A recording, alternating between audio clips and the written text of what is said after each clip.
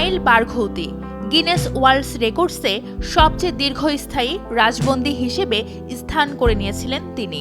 টানা ৪৪ বছর ধরে ইসরায়েলের কারাগারের ৪ দেয়ালের মধ্যে বন্দী ছিলেন তিনি। এতদিন ধরে বন্দী থাকার ফলে ফিলিস্তিনি আন্দোলনের অন্যতম বিশিষ্ট ব্যক্তিত্বে পরিণত হয়েছেন তিনি। তাকে প্রথম গ্রেপ্তার করা হয়েছিল ১৯৭৮ সালে এবং ইসরায়েলি লক্ষ্যবস্তুতে হামলায় জড়িত থাকার দায়ে তাকে যাবজ্জীবন কারাদণ্ড দেওয়া হয়। ২০১১ সালে তাকে মুক্তি দেওয়া হলেও ২০১৪ সালে আবার গ্রেপ্তার হন তিনি এবং ৩০ মাসের কারাদণ্ড দেওয়া হয়। কিন্তু তার সাজা শেষ হওয়ার পর ইসরায়েল তার মূল যাবজ্জীবন কারাদণ্ডের সঙ্গে ১৮ বছর কারাদণ্ড পুনর্বহাল করেছিল। ২৭ ফেব্রুয়ারি বৃহস্পতিবার গাজায় যুদ্ধবিরতি ও বন্দি বিনিময় চুক্তির আওতায় ইসরায়েলি কারাগার থেকে মুক্তি পেলেন তিনি।